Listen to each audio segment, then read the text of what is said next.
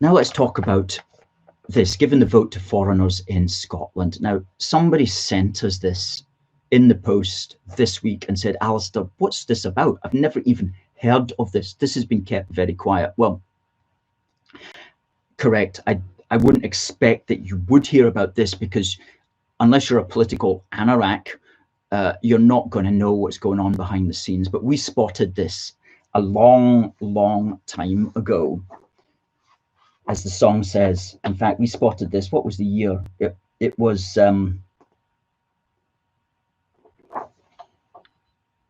back in 2013, essentially. We spotted this. Well, 2014 at the time of the referendum. Now, if you cast your mind back, you'll remember that Gordon Brown took it upon himself to make a vow to the Scottish nationalists that they would somehow get more powers. Scotland would get more powers, and he thought that this was a way of getting people to vote to stay part of the United Kingdom. Well, that wasn't an accurate way of looking at it. Studies have since shown that it didn't make any difference to the vote. So he could have just avoided doing that, and the vote would have been approximately the same. However, he did make that vow, as did David Cameron and the other pro-UK party leaders. And what this meant was that after 2014, after the result, they had to deliver on that. So they set up something called the Smith Commission, and this was made up of 2 MSPs from every political party that was in Holyrood, including 2 Greens, 2 SNP, 2 Lib Dems, 2 Tories, and 2 Labour. And they came up with a whole set of ideas, which they formed essentially into a bill, which was taken to Westminster and effectively passed almost in its entirety. It was a huge transfer of powers over to the Scottish Parliament. Now, that happened in what's called the 2016 Scotland Act. Now, we were watching this with growing trepidation, and we analysed the Smith Commission bill, and we wrote it all up in this document called Dissolving, Not Devolving, a Scotland Bill Briefing Alert.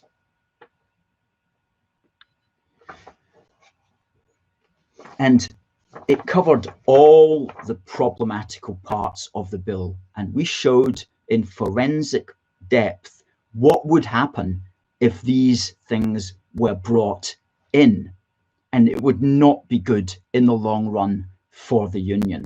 And one of the most concerning things was the devolution of, believe it or not, elections and the franchise.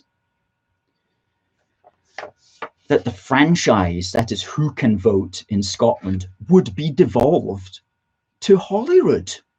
And we wrote up in this document, which you can get from our shop, and we'll put the link up there to Dissolving, Not Devolving. It's a really good unionist education.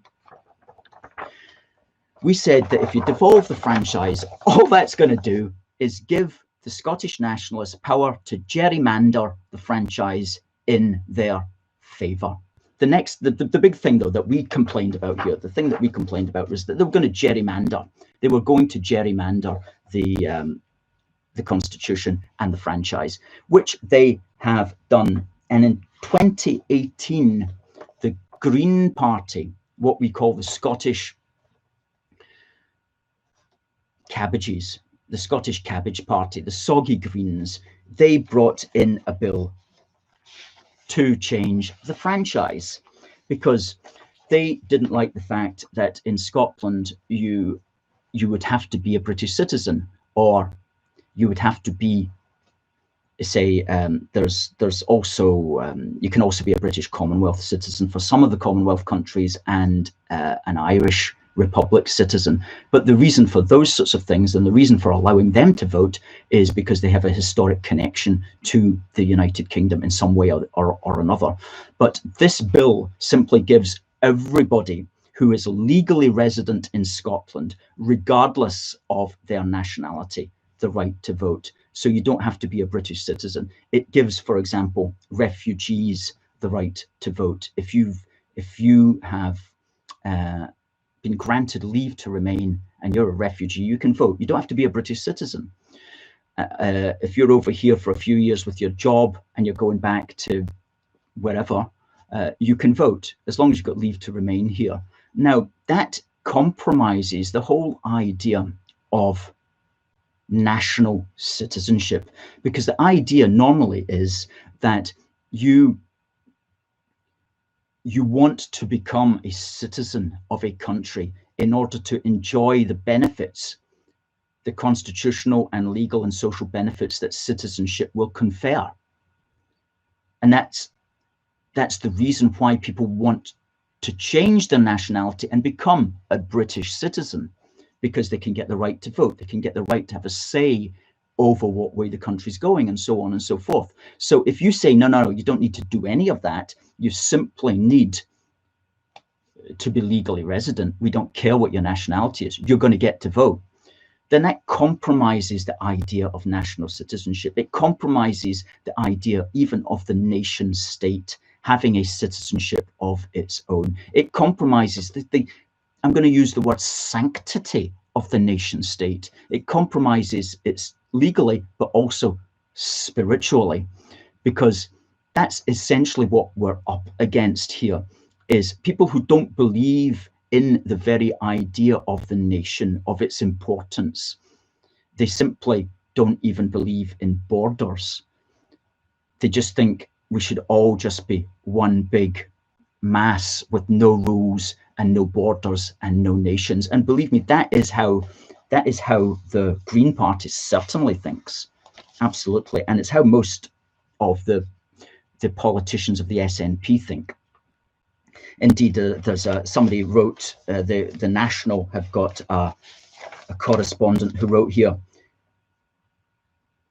in one of his weekly articles just a couple of weeks ago. He said, "I'm happy to admit that if I had my way, there would be no geographical borders and no divisions of the people, and we would be governed by the simple human values of universal socialism," he calls it.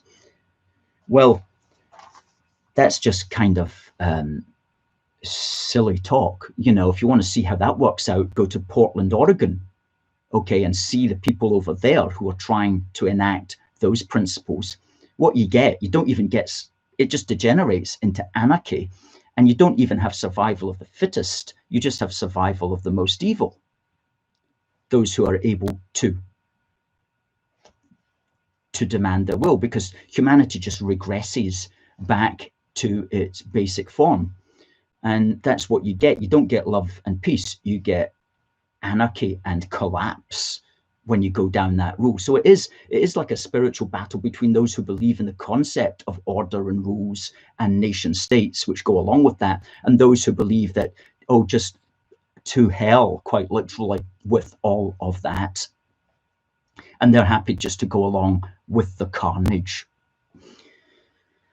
So that's, and of course they'll make up all sorts of silly little arguments for it, like, oh, we're just being kind to or, you know, we're being fair or whatever. But at the end of the day, the motivation behind it is not a good one. And so what happened was, at the start of the year, I think it was January or February 2020, this went to vote at Holyrood, and unfortunately it got passed. And it got passed because the SNP voted for it, the Greens voted for it, and to their shame, Labour and the Lib Dems also voted for it overwhelmingly. The only people who stood against it were the Tory party.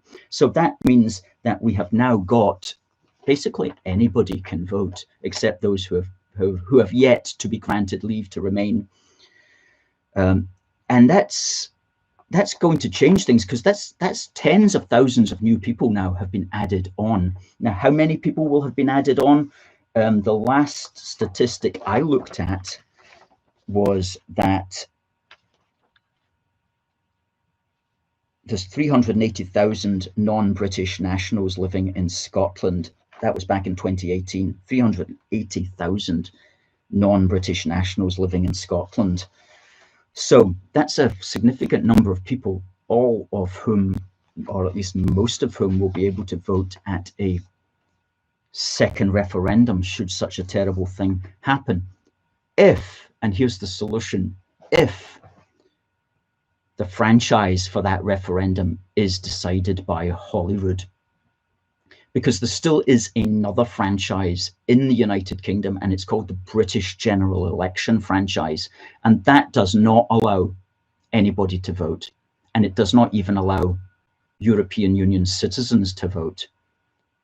So that would have to be the franchise that we would have to hold a second referendum on, would be the British General Election Franchise, which excludes non-British citizens, other than, as I say, a few exceptions, Republic of Ireland and British Commonwealth citizens. So that's how that happened. I don't think it's a good move, but for our concerns, if there was a second referendum, we would have to argue to use the British franchise, not the Scottish franchise, which is basically just anybody can get a vote in.